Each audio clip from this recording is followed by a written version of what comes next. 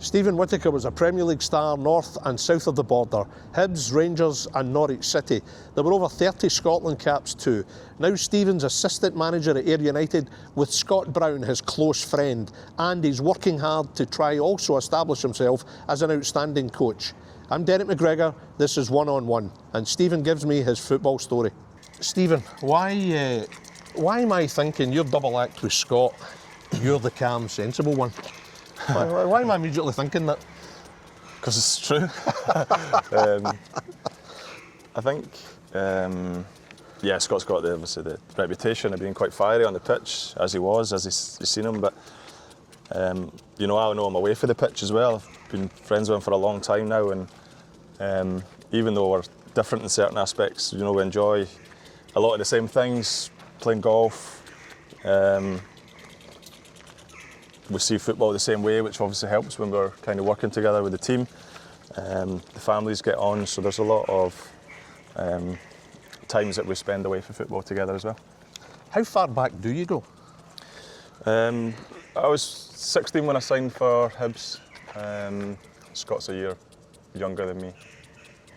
So he come in when he was 15 before he signed full time at 16. So around about 15, 16 was when we kind of first met. And then all the way through that youth playing career at Hibs until we broke into the first team, quite similar times. And then we ended up moving the same transfer window, obviously one to Celtic, one to Rangers. We were good mates all the way through that and continued to grow as a partnership, I suppose. I'm trying to imagine him at 15, 16. Is that scary? Completely different. Even in football in terms, he was a little kind of fiery winger, really. He was a forward-thinking player. When he broke into the Hibs team, he played up front. So it's crazy to think he would become this kind of defensive midfielder and control games. And he's always had the fire, though you knew that for a young age. He had the determination to go and get the ball back. He used to say he just used to give it to the better players, or give it away so I can get it back again. He was a pleasure to play with and enjoy that kind of youth team coming through together. Did you just very quickly hit it off in the dressing room? Did it take a wee bit of time before you thought, yeah, he's going to be a good pal? Probably not straight away. I think you're within the group. I think we had a really good group coming through. I think a lot of football players will say, the youth teams, you spend hours upon hours just messing around, and we had a real good group where we would play heady tennis under the stand, mess around. Sometimes they're having to get us to go and do our chores before going home, and it'd be 4 o'clock and none of us haven't started our chores yet. So we just had real good feel within the players we had at that time, and we all grew up kind of together. We still keep in touch with a lot of them. Yeah. We just our partnership kind of just grew as time went on. Do you have different natures as such, do you think? I mean, am I underestimating you? Is there a wee side to you, Steven, that you have your moments? No, I think that's how Scott would probably, because everyone always says, he's a fiery one, but he'll be like, no, he can flip as well. So I think there's just certain things that probably as a coach or as a player, there's just standards. I think me and Scott's had that through probably playing with Old Firm and having those set daily, and driving other players to reach that as well. And that's what we do here. The players know there's no cutting corners. If the session's not right, I'm the one to tell them. Scott's the one to tell them. If they're not performing, they have to be told. They have to be held accountable to what we're trying to do. So there's a drive there that as a collective all going in the one direction. So clearly you were teammates. You progressed to become first team stars at Hibs and teammates, and some fantastic moments, some great players, some great teams you had in that Hibs era. Yeah, we had a great team that I think it was a nice way to finish leaving Hibs was winning the CIS, because I think we had a lot of good plaudits as a young, exciting team, but it just capped it off that we actually won something, because the club hadn't won something for a little bit of time. So to do that, to lift your first kind of silverware as a professional footballer, moving on, was a real nice way to finish. You would have both deep down realised that the time was coming when you would have been leaving Hibs at that point, I'm pretty sure. I think we probably knew we were doing well, and in your performances you hear the rumours. Yeah. But I don't think either of us were wanting to get carried away with that. I think it was just a matter of let's just play. we were just a young team enjoying our football, and kind of let everyone else do the talking. So it was nice to obviously have Rangers come in after me and show faith and spending money on you first and foremost, and giving you a long contract where they've obviously seen a talent there that they think can help them win trophies. We'll touch on your playing career later on. When your respective playing careers came to an end, did you both know at that point? Did you know that you would be a double act as a management team? Had you spoken about it? Probably not. I didn't really know where I was going after football. I think later stages of my career, I think I knew there was a part of me that liked the game, understood the game, and wanted to help and taking a team and helping younger boys develop. But I always knew I kind of wanted to be involved in a first team environment and not so much the development of academies and things like that. So to get the opportunity to go to Dunfermline after leaving Hibs in COVID season, I got the chance to go and be a player coach under Stevie Crawford, and it was brilliant. I really enjoyed it. The link between the players still playing, but having the afternoons with the staff, and they were really good at just getting me engaged and involved in what was going on. So straight away I felt a big part in what was going on there. And the other staff there were brilliant as well with me. So Jason Dare and Greg Shields was like the assistants, if you like. So the four of us would all kind of crack on and try and plan and make it happen. So we made the playoffs that year and got beat in the first playoff, and that was my last playing season. The season was a good season, but I just felt like I wasn't quite enjoying it as much as I could have. When the body's not quite doing what you want it to do, and there's a bit of a frustration that comes there. So at that moment I decided to take a step back for playing and be a coach. So I stayed on there and assisted 2 managers the following season, which was a great learning curve, and it didn't go well. We ended up getting relegated, but it was still it's things that you learn when things don't go quite as well. So I took a lot of my time, a couple of seasons at Dunfermline. Did you very quickly get the coaching bug? Did it very quickly strike you, I'm all in for this, I love this element of it? Yeah, definitely. I think I enjoyed being on the pitch as a player.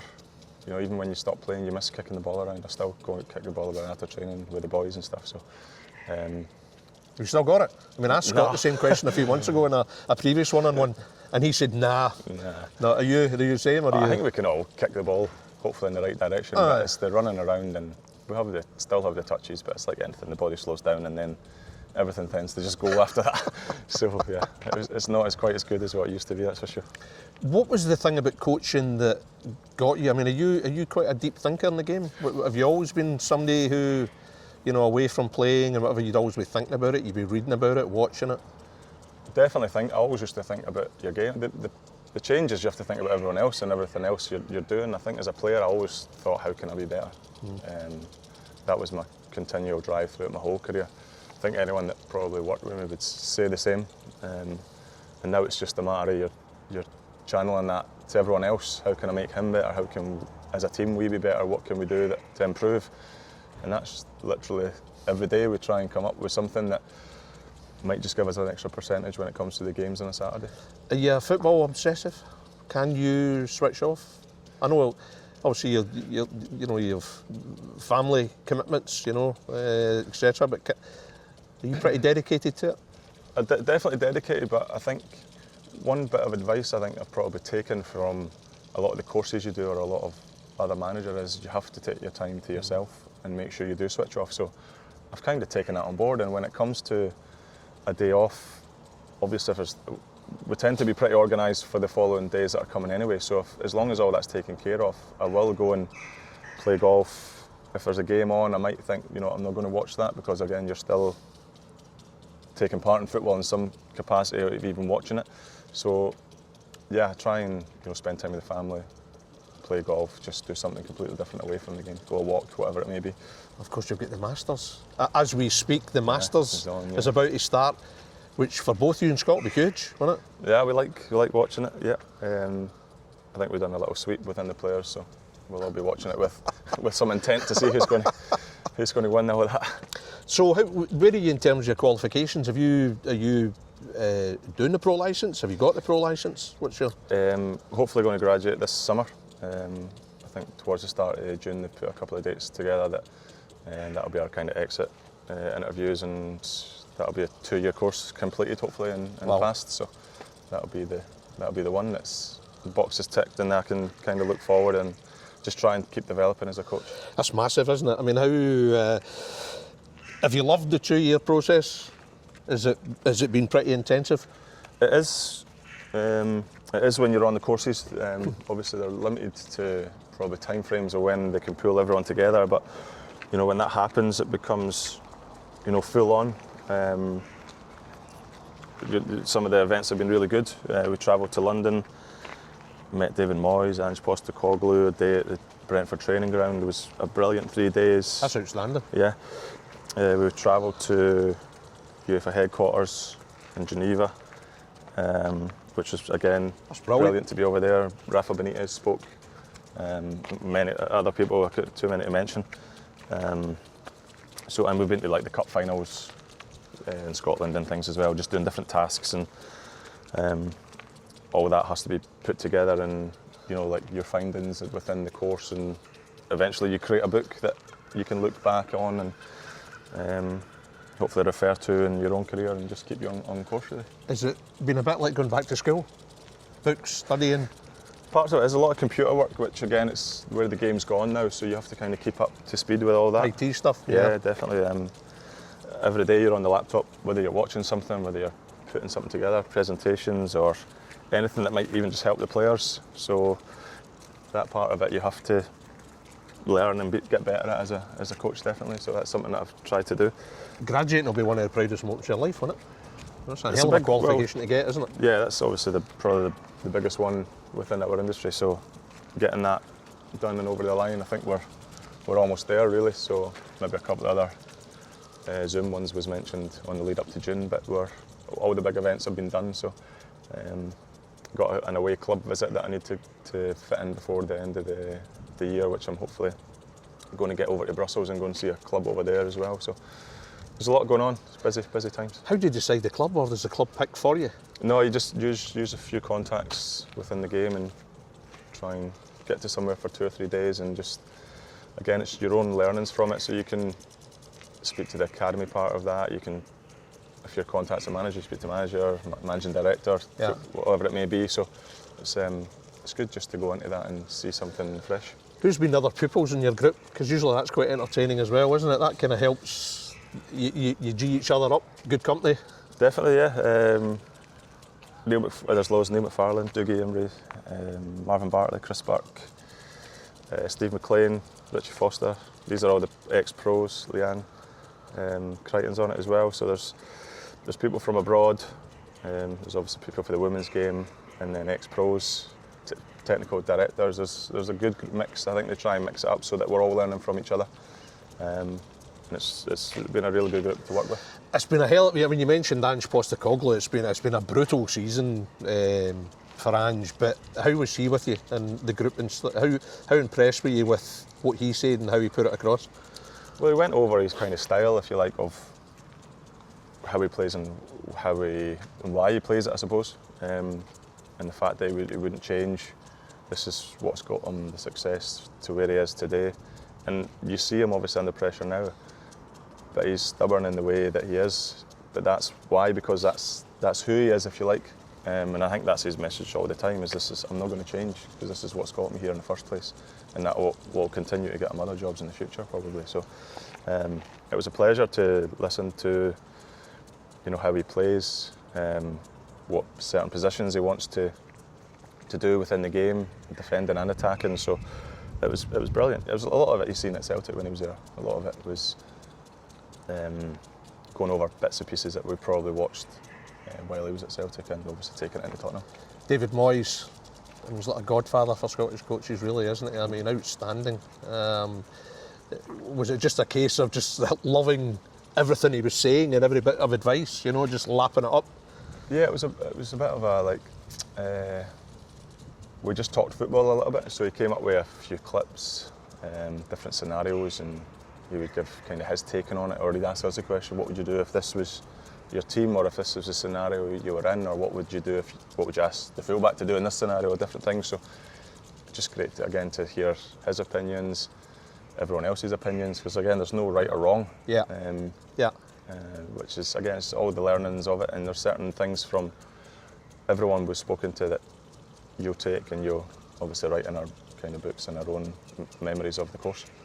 Well, all the very best for what's still to come with that. That would be outstanding for you.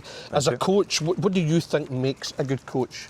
In your experience as a player, Steven, who have been the best coaches and why?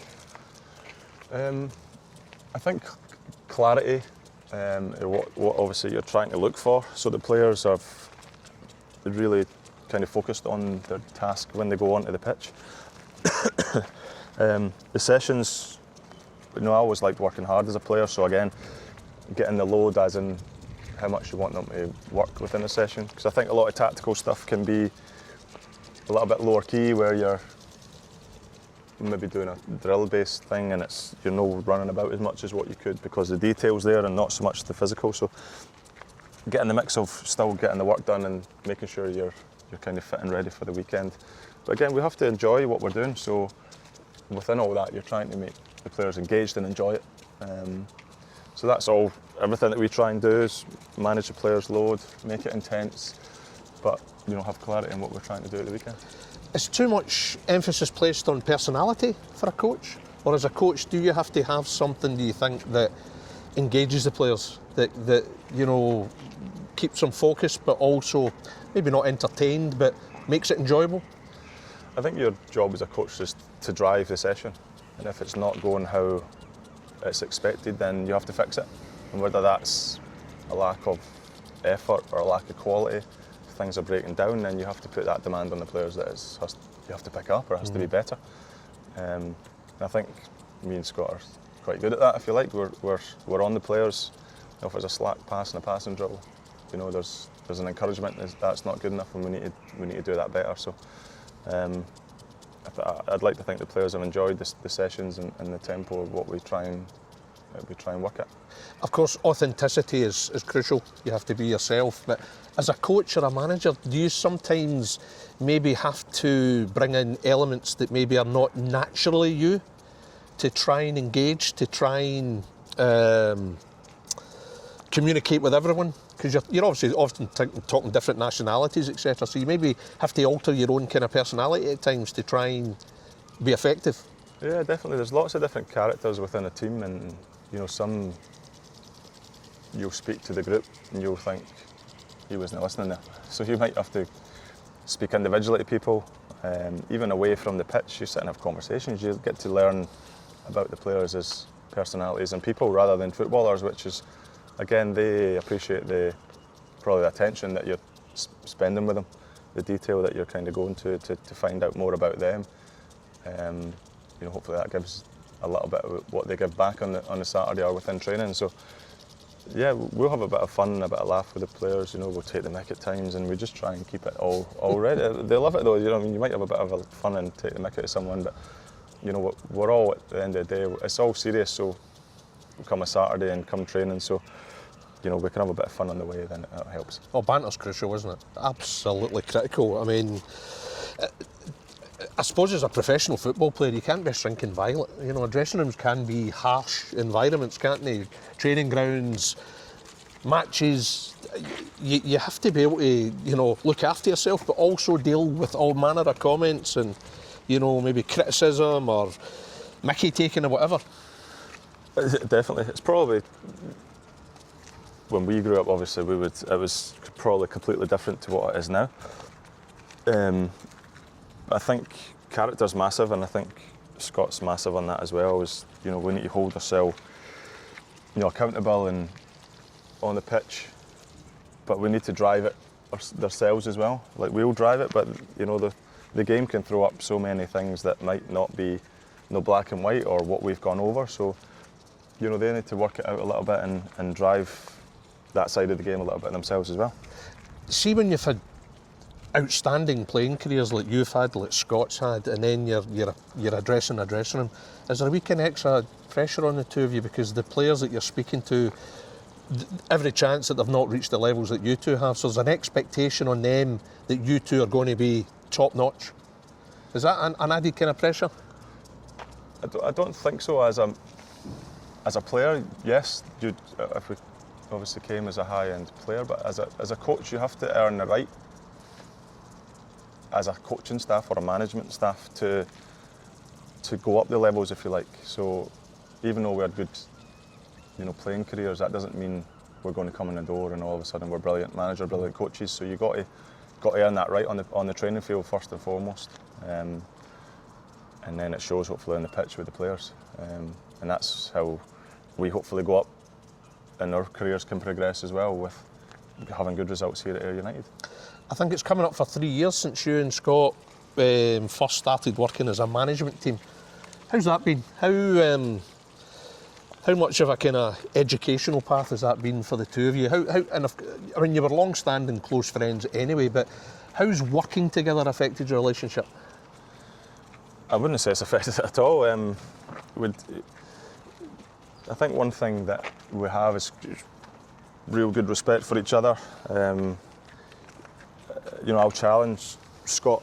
He makes final decision. He's the manager, of course. I'll give him my opinion if he's maybe planning something, and I'll think, what about this? Or I'm not quite sure about that. So I think you have that closeness where you can challenge each other on certain things. Yep.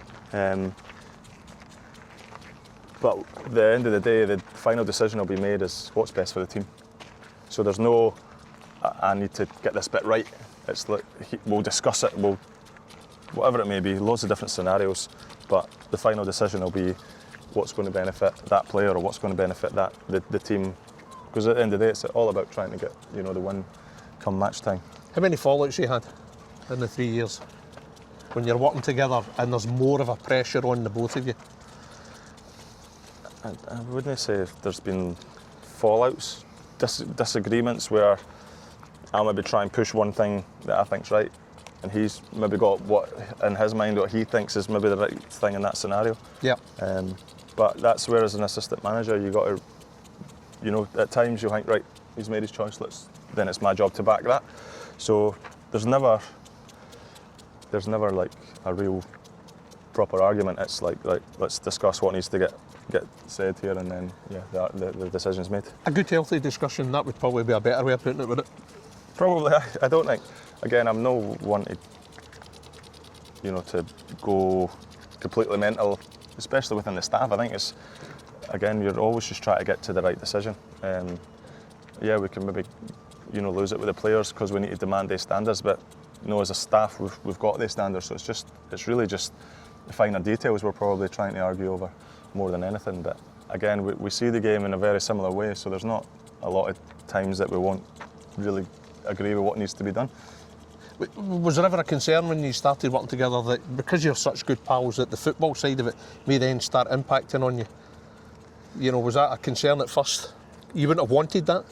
No, again, obviously I've worked at Dunfermline under other managers that obviously I don't have that kind of relationship or connection with, like Scott. So I've been in both ways now, and it's much better when you know the person, you can feed off the person, you have a say in what's kind of going on, and we can discuss and get to the right outcome.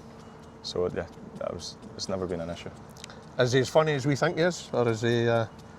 Is there? What's the other side to him? I mean, we're always seeing one kind of media kind of image of him. What's the true side of him?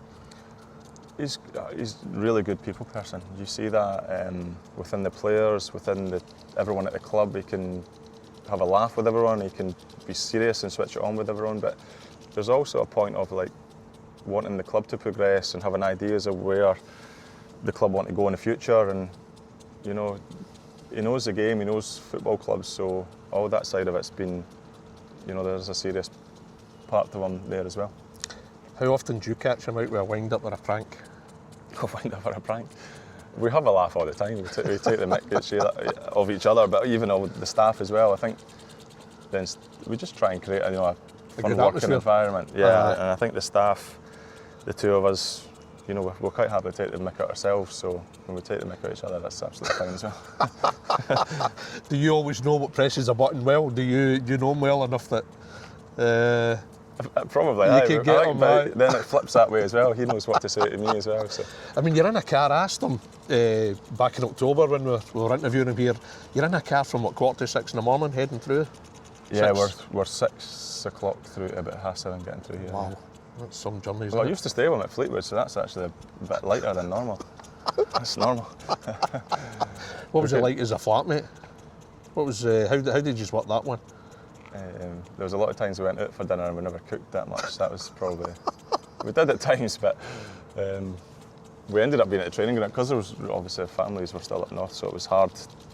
You never really had much to go home to, if you like. So we used to stay at the training ground, and after all the work was done, use the gym and just spend our time pretty much all together, and then go back to the apartment, get some dinner, and get up the next day and go again. So it was tough, a lot of hard work. A lot of people don't see that side of, being a coach and potentially having to work away for family and things. That's a tough part of it. I admired you both for going down there because you could have possibly just waited up here for a so-called easier option, but you actually took yourselves out of a kind of an environment you knew, a more comfortable environment, to go down there. Ultimately it didn't work out, but the experience for the both of you would have still been huge. I'm sure you as a coach feel enhanced by it still.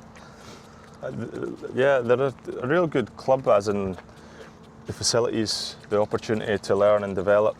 They took the gamble. Obviously, I'd only coached for a year.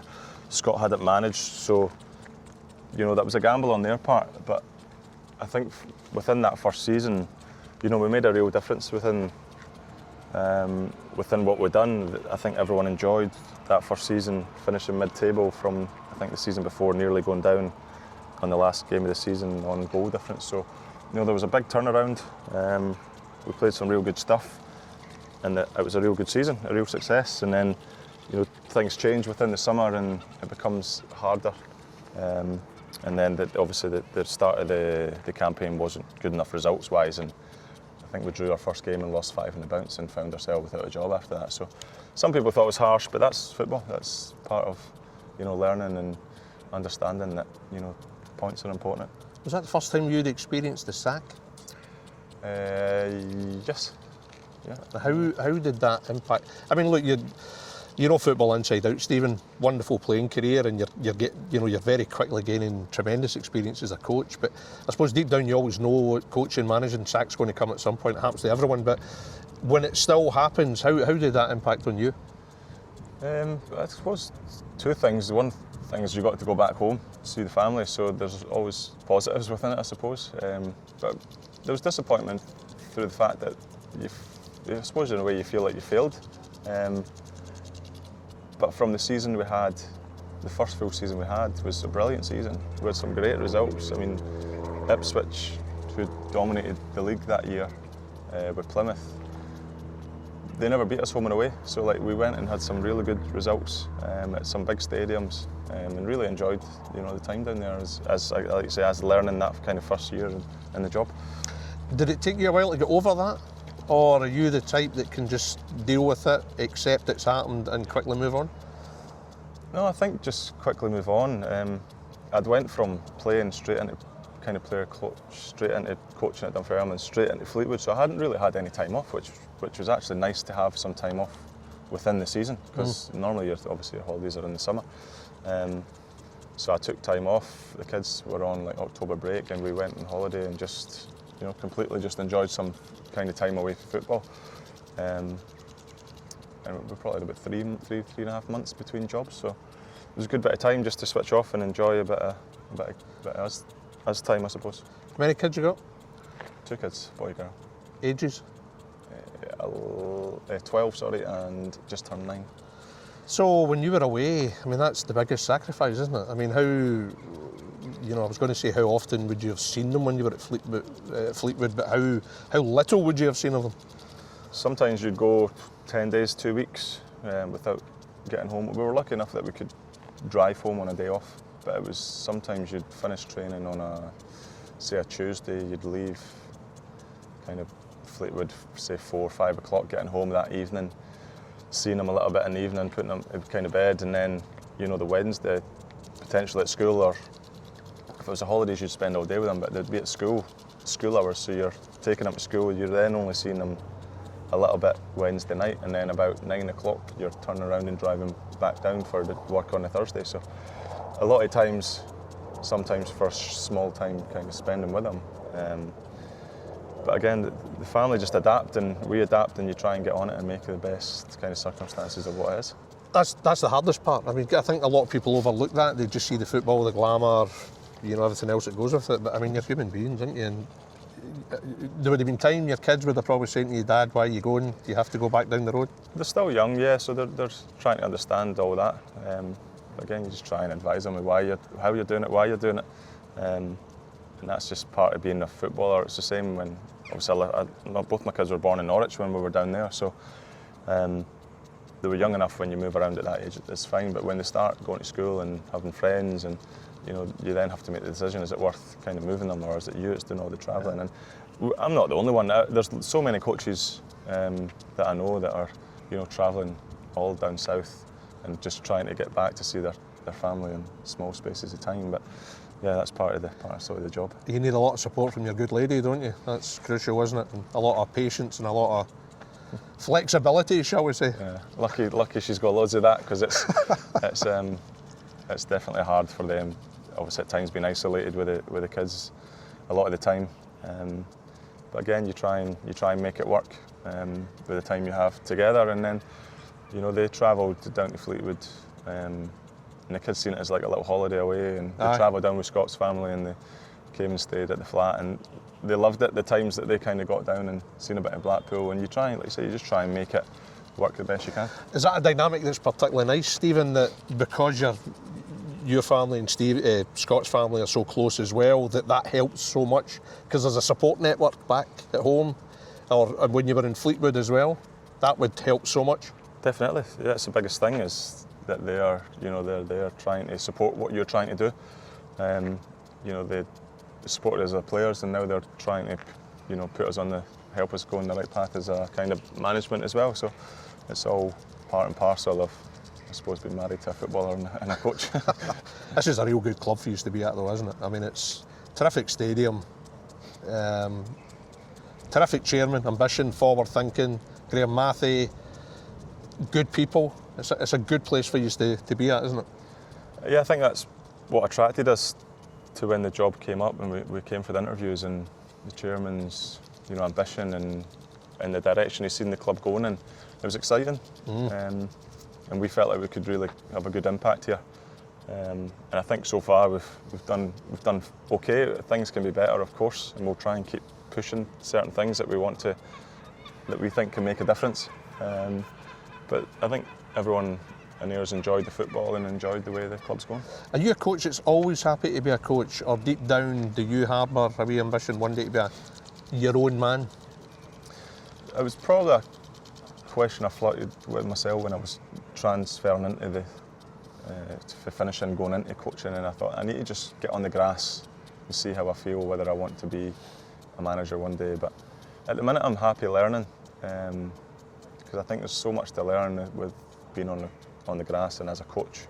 And obviously having a relationship with Scott, you feel like you're, you know, having a big part in saying in what's going on as well. So you kind of have the best of both worlds, and I'm really enjoying the role here, you know, working with Scott.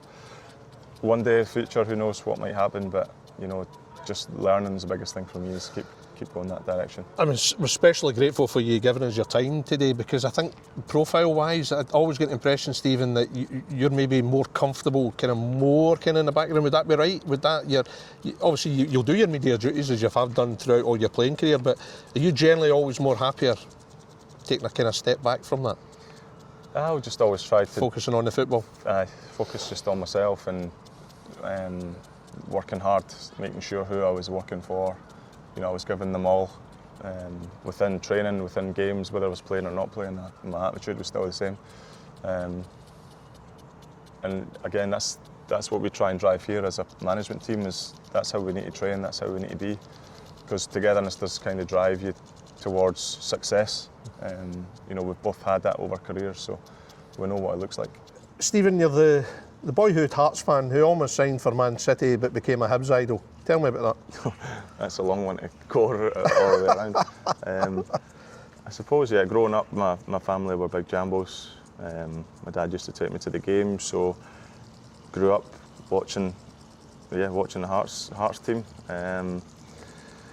But in the background, when I went to high school, I always played games for Hibs. They were always the club that, you know, that took an interest in me as a player. Played for Hutchison Vale in Edinburgh at the time as one of the big boys clubs on the Saturday, and I always used to go and play for Hibs on the Sundays. So for a young age, yeah, I used to watch Hearts but play for Hibs, which again, it was neither here nor there. I just wanted to be a footballer and, you know, make a career for myself, and whoever, you know, asked me to play, I'd be willing to do that. But you had the opportunity to go to Manchester City. Not the Manchester City we know now, of course, but nevertheless, still a massive club. What happened? Yeah, obviously when you're at the boys' clubs and you're doing well, you know, a lot of the scouts for down south used to kind of take you down for the weekends, and you travel down and you played a couple of games. I went and played a couple of games for Newcastle, a couple of games for Coventry.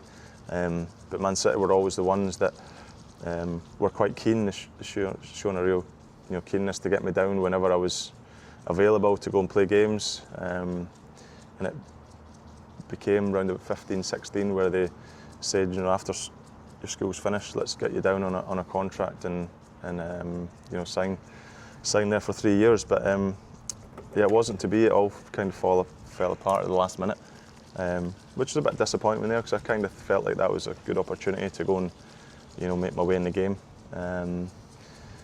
But it threw up other opportunities. You know, I went, chose my highest to stay on at school. I went for a job as an interview as an electrician, like just things like that. Because I kind of then didn't really know what direction I was going in. But Hibs gave me the opportunity to go and train for a couple of weeks at pre-season with the team. And from doing that, I managed to, you know, earn myself a 1-year contract. So, kind of Manchester City just suddenly left you in limbo? There was a contract, then there wasn't a contract, really? Is that as straightforward as it was? Yeah, pretty much. You know, in the build-up to that, there were always the scout that obviously represented Scotland for Man City was. They were always quite keen on me as a player. They always wanted me to go down, and you know, the contract offer was there, and last minute kind of just got pulled away from me. So, who was the manager? Joe Royal was in charge at the time. I remember meeting him on one of the trips I kind of went down. You know, went in his office and met him as one of the academy ones that were going to kind of sign. But again, just all went quiet real last minute, and that's, yeah, all history now. That would have been the Old Main Road as well at that time. But yes. I mean, gut-wrenching blow. I mean, so you'd have been, what, 16 at that point, Stephen? Yeah, 16. Yeah. So already that's a major test of character, isn't it? Football's your big dream, and then you suffer a blow like that. Are you then thinking maybe football's not for me?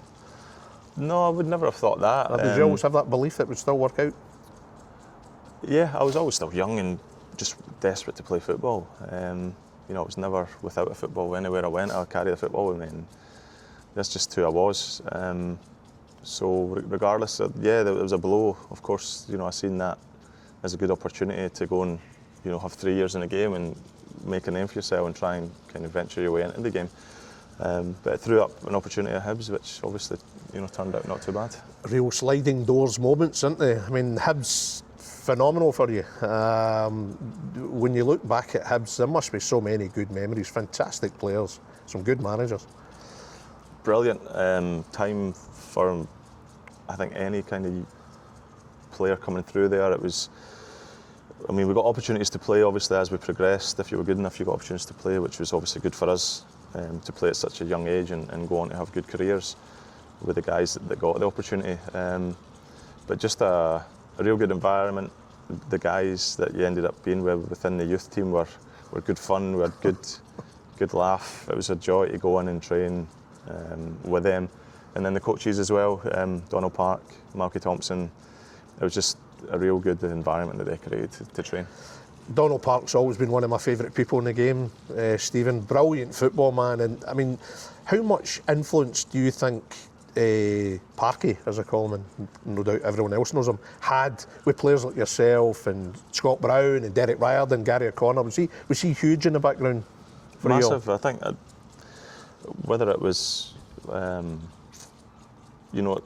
And Malky Thompson as well, to be fair. Yeah, Malky was there for a good number of years when we were there as well. But I think it's just the way that the energy he put into the training, the energy he got out of the group.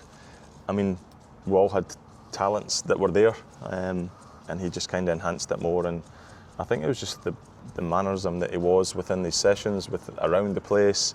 He made it fun. Everything was hard work. Don't step out of line. Parky would get you.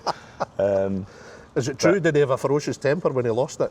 Oh, that's definitely. the stuff of legend. Definitely, I was definitely within, especially the games, like around the training in the stadium. Well, it was a stadium. We never had the training complex at that time. It was the stadium. You know, you'd be messing around and he'd come with his wee bark and he'd get after you if you weren't doing something. We probably meant to be mopping a corridor and we were kicking the ball around the changing room or something. But that was all good fun. But within the game, you know, you knew if you were held accountable if you weren't performing or you done, you know, made a bad error or, you know, there was something that Heath felt that you could have done better, then, you know, he told you, and that, you know, it made you kind of grow up a bit quicker. Is he one of these guys you always feel a kind of debt of gratitude? When you think back to what he taught you and what he instilled in you? Definitely, I think the fundamentals from all that, I think a lot of us probably carried on through our career, which is, you know, credit to how he wanted his team and the environment to be. Whose boots were you looking after then? What kit duties did you have? Who were the players? I had a few, but David Zatelli, I always remember cleaning his boots. He was no bad at giving the tips out again. You weren't on too much money back in those days. So he actually came in with a bag of clothes one time for me. He came in with all old clothes. Old clothes? Old clothes. Well, like, not old, but like stuff that he had maybe worn. Aye. Some of it dodgy, like that. some of it I was thinking, not bad. So anyway, I was just random, and then old boots and stuff. He used to come in with some boots and bits and pieces for you. So he was good. He was always good. So would you used to head out with nights out with his gear on? Would you, some of his gear? Nah, some of it. People thinking you're earning good money. You look like David Zatelli. Happy days though, eh? I mean, you feel really fortunate that you had that kind of football upbringing as such.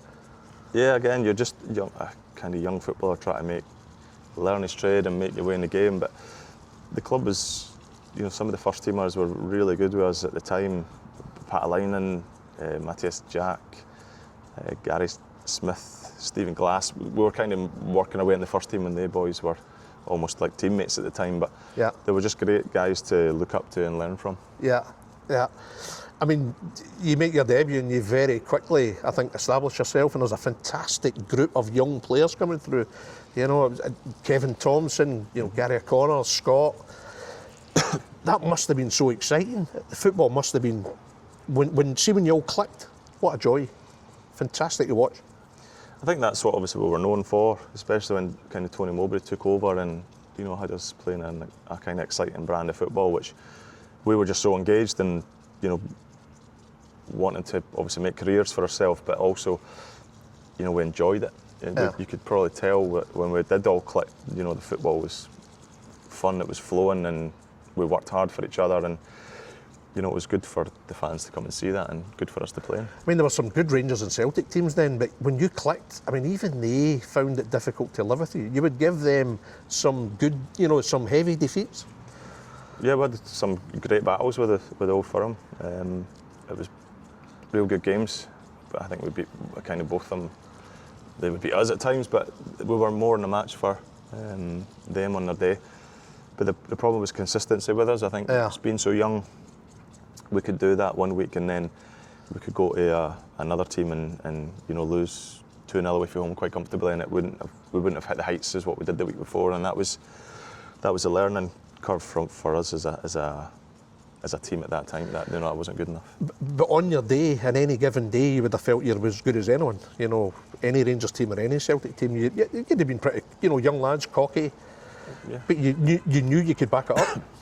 Yeah, definitely. I think we had not an arrogance, but I think we had a belief that. A gallousness. Yeah, maybe. Yeah.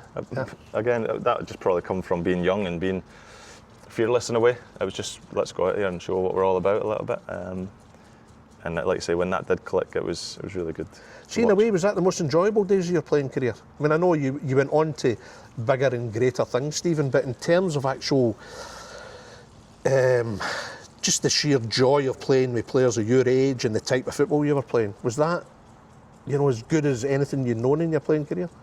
I wouldn't say as good as it. I think I wouldn't really pick out a specific time or team that I enjoyed. There was specific within that period of time I spent with a team. There was real highs and real lows, but I couldn't really pick one out for any other reason, because it was all, you know, there was goods and bads through it, each club, but I wouldn't like to put one ahead of any other one. So, Hearts staff family, tell me about the derbies, Tynecastle, Easter Road.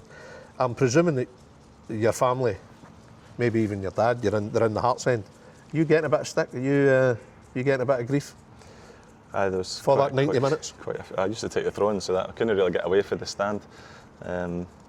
Definitely there was, again, I think most people get stick, but for obviously from where I'm from, it's a big Hearts area, so there used to be a few shouts that I used to get for the sidelines. What was the most common one you would get? Most common one? Probably being a Jambo in disguise or something like that. I don't know. There was a few dodgy shouts for the people that probably knew me at the time. Obviously being an Edinburgh boy, so. But yeah, didn't stop me playing for obviously the jersey anyway. You win a trophy, which is fantastic, and it coincides just at the period we are just about, you know, you're not far leaving the club, but to win a trophy with Hibs must have been magnificent, and you've won it in proper style as well, didn't you? Definitely, it was, I think, a really good way to, obviously I didn't know I'd move that summer, but it was a really nice way to end your last season, and it was, I think it was important that group of players, you know, showing that we could win something as well. Yeah. You know, there's something to look back on, and a bit of silverware that showed that we were a good team, and you know, when we played we could go on and, you know, win one of the cups, which was massive. £2 million move to Rangers. Can you tell me how that changed your life? What was the instant change in your life with that kind of move? Just I was just so excited, like, to go and try and you know, play week in, week out, having a 5-year contract as well. It was massive to know that you're going to have that security, but also that time to go and try and make a name for yourself at even higher level than what you had done already. So that was massive. I just couldn't wait to get started once it was done. Did you have any concerns? Did you just know right away that's a move for me? No, I was all in as soon as you know, the move was happening in the summer. It took a while to kind of get it there over the line. There's moments where you're unsure of what's going on, but you know, once it was done, it was kind of let's go. Do you still remember going to see Walter for the first time? I mean, would it have been was Alan McCoist with him as well, or was it just you and Walter? The first time was the summer, so I think Walter was away. I remember meeting Coisty, and just try to get bits and pieces sorted out within the deal, obviously. And it was again exciting to meet Coisty and speaking to Walter on the phone. It was a bit surreal, if you like, but yeah, again, just young. I was just turning 23 then, because my birthday's in June, so just turned 23, and you know, being that young and having the opportunity to go and play was brilliant. Could you have gone anywhere else at that time? Had any other clubs come in, agreed a fee, or try to talk to you? There was loads of rumours, but nothing concrete. I think there was maybe one bid rejected in the January from a team down south, but I don't know how concrete that was, so I wouldn't go speculating. I mean, Bruni subsequently then goes to Celtic, but clearly Walter wanted to sign him as well. Did you do your bit at try to persuade him to join you at Ibrox? I think he went first, I want to say. You think? I'm trying to remember. Again, when it comes to stuff like that, don't try and get too involved in people's personal bit. Like, again, it's his career, his choice. He'll have his reasons why they make these choices, same with mine. So there wasn't too much, I wouldn't say, discussion on that. It's fair to say, Stephen, your first season was quite eventful. I mean, it comes down to a 5-week period at the end of the season. I would think probably the most intense period of your football life. Within that 5 weeks, you've obviously got the league running, you've got a Scottish Cup semi-final, you've got a Scottish Cup final, which incidentally came 2 days after only 2 days after you'd lose the league at Aberdeen. But you also had a UEFA Cup semi-final and a final. That's an astounding period. Brilliant though. I mean, it must have been just a total blur for you. It was. The first season was just magical. Like all the games, the teams we played against, the run to the UEFA Cup final, but even the Champions League before we dropped into UEFA Cup was like Lyon, Barcelona, 3-0 in Stuttgart. Lyon. Yeah. Just brilliant memories. And then the league running. Eventually the fixtures, we made the finals of both domestic cups as well. So it got so busy towards the end of the season that we were squashing fixtures in, and it become real difficult mentally, physically, just to cope with all these big games. Did you have time to breathe? I mean, it just the pressure. The pressure must have been suffocating at times. Definitely, but again, we were in those finals and situations because we had been a success. We were playing well, so the best time of your career is when you're in a team playing well and winning. So yeah, we were enjoying every minute, and I think just the lack of recovery and even the mental recovery to get to the next game probably just caught up with us a little bit. But it wasn't for one for trying. I think we kind of left everything out there. Tell me, that goal, Lisbon, phenomenal goal, best goal of your career. 1-on-1, what, you were from halfway line, beat man after man after man before putting it in the corner. I think they were a wee bit tired, the defenders. It was late on and they were throwing the kitchen sink at, so we were already 1-up. But again, the little backstory to that was I was out of the team at the time, and I'd come on, I think maybe 20 minutes, half an hour. We were 1-0 up, so I kind of went on midfield. Just a little bit more energy in the game, but I was probably not in my best form that first season. I started really well and I dipped off a little bit. Again, probably just trying to deal with the demands and what it takes to perform week in, week out. So that was probably a turning point, for me to score the goal and get a little bit of confidence with that, and then started games again and then finish the season really strongly. So I just remember winning the ball in my own half and then looking back over my shoulder to see who was coming from behind, and there was a couple trying to recover, but half-heartedly, because I think they knew they obviously needed to take the risks, and then defenders kind of kept coming towards me. I think I skipped past two at the right-hand side, but I had Tomo and Daniel Kuzan to my left, and I think they just kept expecting me to slide them in. Aye. But it's like they kind of gambled early, and I just kept going off to the right, and eventually I found myself within the 18-yard box and just the goal that he beat. So. And luckily enough, still kept my composure to slide it away. So I was going to say, what is that moment?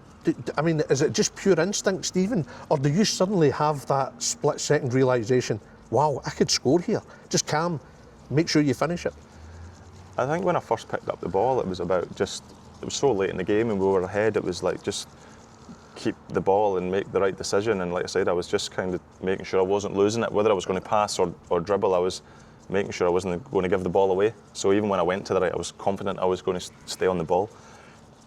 But when obviously when you find yourself in front of the keeper and the goal's there, you're going to take that on. So I didn't even last yet. I just kind of side-footed it. It's just seen the gap and went for it. And it was a magnificent goal. Yeah, it was a nice moment. Oh, aye. I mean, the season, incredible season. The finale, utterly heartbreaking. Yeah, you won the Scottish Cup, of course, but losing UEFA Cup final must have been devastating. Don't come around that often. No, of course. Of course, it subsequently came around again for Rangers. Who done really well. Another 14 years or so, but. No, I think there's no doubt we punched above our weight to get there, and I think most of the boys in the team would know that. But we had a real determination. And whether that was, working really hard off the ball, we gave up possession. We knew what we were good at. We were really good on the counter attack. Marcus Beasley's speed. So there was a game plan, and we stuck to it. And we rode our luck at times, but it was just a real good journey to go on to get there. And the final didn't quite go out to plan. We managed to stay in games, but because they scored relatively early within the first half, we were probably stuck a little bit in between till we come out. and attack, or do we stay in it and just try and nick a goal, which we tended to do. We tended to get one or two, and we just didn't quite have that finishing cutting edge in the final. How good was Barry Ferguson as a kind of midfield figurehead? And when you see Barry now as Rangers manager, what's your thoughts? What's your thoughts, both of them, as a player and how you see him now? He's a brilliant player, great leader, from especially how to be a Rangers player. I think he was really good at, if the game was flat, he found a way to lift the game in our favour. Whether it was a tackle, a pass, a run, whatever it was, he understood that we need to get a result here. So that to play alongside that and learn from it and see it was really good. And that I only played him in that first season. He left after that, but he was a legend of the club, obviously, when I joined, and it was great to play alongside him for that season. Did you see your side frequently that particular season? I mean, there's so much at stake, and obviously the rivalry with Celtic. Celtic at that time really was intense. Did you see a side of him in the dressing room and it really mattered? Would he make sure everyone got the message properly? Yeah, he was obviously driven. I mean, you see that the way he played. But I think we had a good group, and there was a good core of kind of Scottish lads that knew what was at stake and knew, how to be a Rangers player, if that makes sense. So, but he was definitely at the front of that, driving that. That was his job as a captain, and he took that on full board. And you see the same now that he's manager? Of course, that's what he's, you see some of his interviews after the games when they've been a bit lacklustre, and, you can't just turn up as a Rangers player and expect to win. You have to earn it right. So I'm sure that's, what he's trying to get that squad and team to do. Even as individuals, they've got to have that drive within. So you'll be trying to install that in them, as in, like, every game, doesn't matter, home, away, high quality level or not, who you're playing against, you have to win the game. You have to find a way. As somebody from the East Coast, and obviously you played Hibs, Hearts, you played them, derbies often enough, how did you find Rangers Celtic? Brilliant, loved it. Again, as a footballer, playing in those type of games was just special. That it was, the pinnacle, if you like, of the Scottish game. And listen, you don't come out on top all the time, but they were just brilliant games to play in. And obviously, when you do come out on top, it was nice. Fantastic, yeah. I think you got a red card that season, didn't you? I think I got a couple in the films.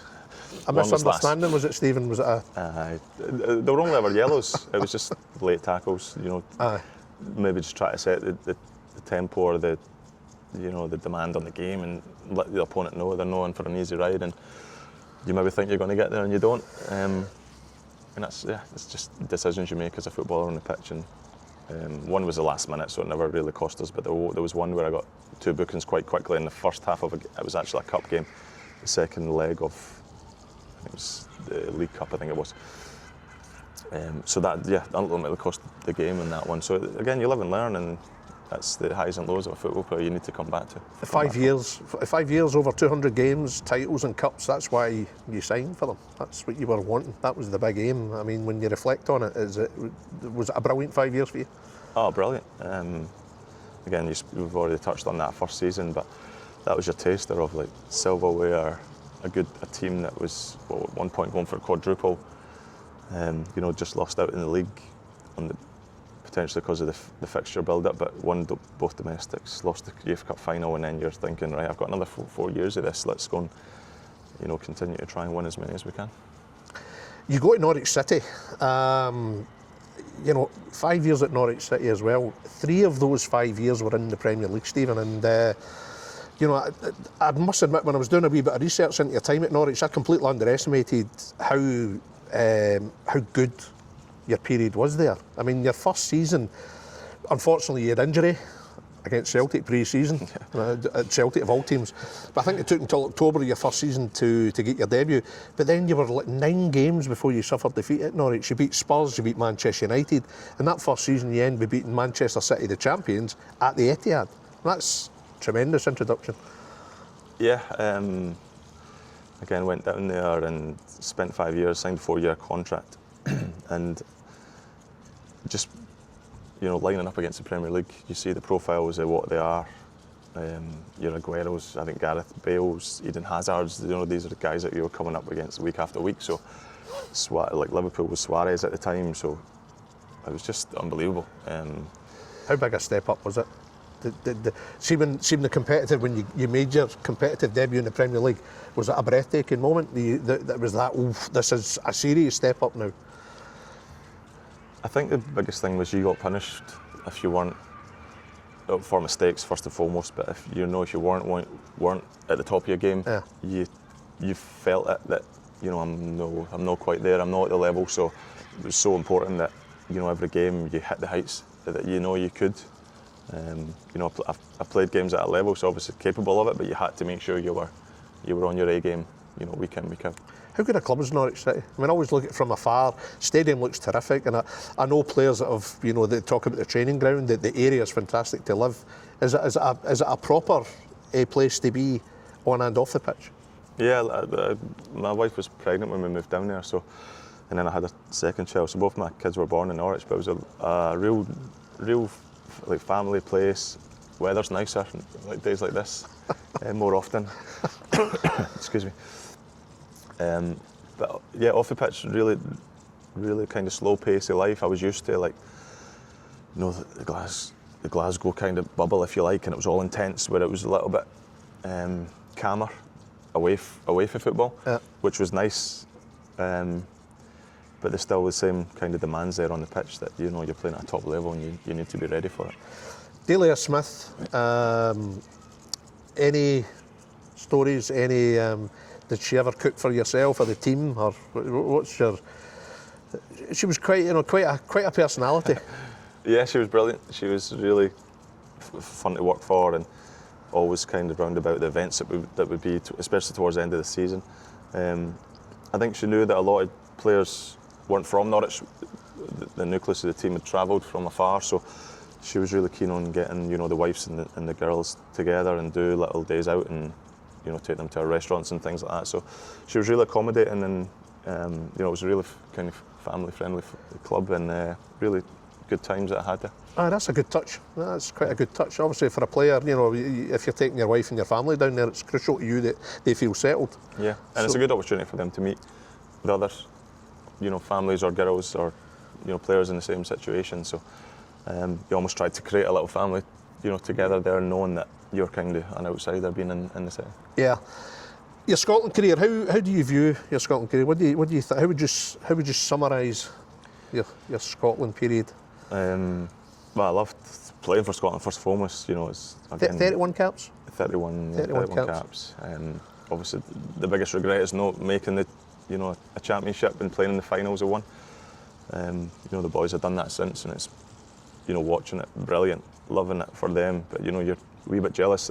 That was probably the only level I never really got to. Yeah. As a player, is reaching the finals for the country. So some great campaigns, and just missed out from time to time. But I loved pulling on the jersey. Yeah. Best moment for Scotland? Loads of games that obviously we won and lost, don't get me wrong, but the best campaign was under Gordon Strachan, when we just missed out. Poland and Germany and Ireland and us all kind of battled it out, and we never seen defeat from Poland or Ireland, but they took points off Germany, which then kind of killed us, just pipping them into the playoff positions. So that was the best kind of campaign. I played a lot of football in that, and I remember going over. Germany had just won the World Cup, and our first European qualification game was away to Germany, so it was their first kind of game as world champions, if you like. And we went over there, and Anya scored the goal, and we played so well. I played left back that game, and we deserved something at the game. I was there that night. It was terrific. I know, it was actually a real good memory, but we got to beat in the game. Yeah, Thomas Muller. The venue's astounding, isn't it? Thomas Muller scored a couple of goals, but yeah, it was just games like that you're playing against teams like that and again testing yourself. Well, Stephen, I've thoroughly enjoyed getting to know you a bit better. I'm really grateful for your time. Thank you, and wish you the best. No problem. Thank you. Thank you.